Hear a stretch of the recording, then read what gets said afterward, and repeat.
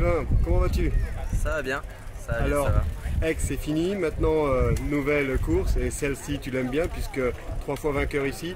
Numéro 1, c'est pas la pression? Bon, la pression, c'est juste un dossard, hein. C'est vrai que bon, on a l'habitude quand même sur les grosses courses d'avoir des petits numéros. Bon, en général, bon, c'est vrai que le dossard 1 c'est quand même le favori en général. Après, bon, ça reste un numéro, il faut rester, je pense, dans une optique de faire une bonne course.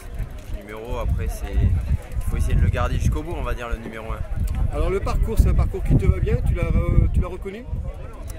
Oui, je l'ai reconnu. Bon, après, c'est vrai que l'an dernier, je l'ai fait en course, donc bon, je sais vraiment à quoi je m'attends.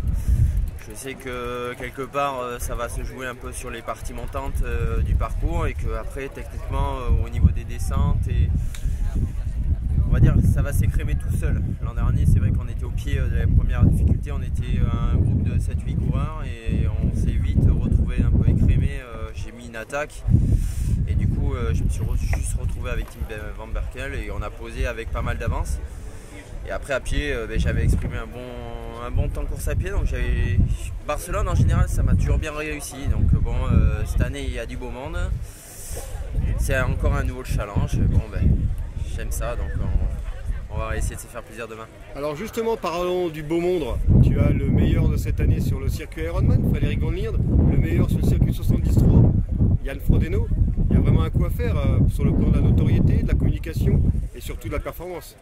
Ouais, après, bon, c'est sûr, hein, c'est que ces gens-là, je pense que bon, on les cite plus. Hein, c'est des garçons qui ont fait leur marque dans le triathlon mondial. Hein. C'est vrai que après, comme je dis, Barcelone, je me rends compte que de petit à petit, je suis quand même beaucoup plus fort sur un parcours Alpha Ironman et en plus vallonné à vélo. Je me sens mieux quand même quand il y a des parties montantes, alors que c'est vrai que ces garçons-là sont vraiment des très très gros rouleurs.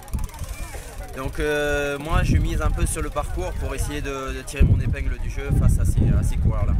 Alors la belle Ironman, on y parle, des points à prendre. Est-ce qu'on est toujours dans la course, dans la recherche des points avec Nice bientôt qui se profile en vue éventuellement d'une sélection et d'aller apprendre le métier sur la longue distance à Hawaï? Je pense que voilà, c'est une course très dure. Se qualifier à Hawaï, c'est très très dur. Surtout quand on se lance un peu la première année, on part déjà avec un handicap par rapport aux garçons qui ont déjà couru à Hawaï et qui ont déjà un quota de points.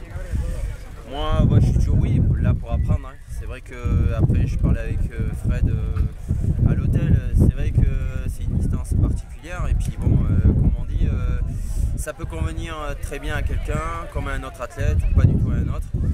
Donc moi, je tente Nice pour me faire plaisir, essayer de trouver un parcours qui me va mieux, d'être une startlist aussi beaucoup moins relevée qu'en Afrique du Sud.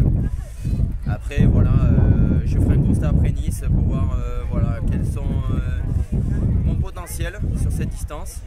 Et puis voilà, parce qu'il y a plusieurs parcours, il y a plusieurs distances, il y a plusieurs courses dans le monde. Je pense qu'il ne faut pas rester focalisé non plus sur Hawaï. Voilà, donc je pense que je ferai un constat après Nice, voir un peu comment je me serais débrouillé. Merci Sylvain et vraiment une bonne course à toi demain ainsi que tous les Français ici présents. Merci.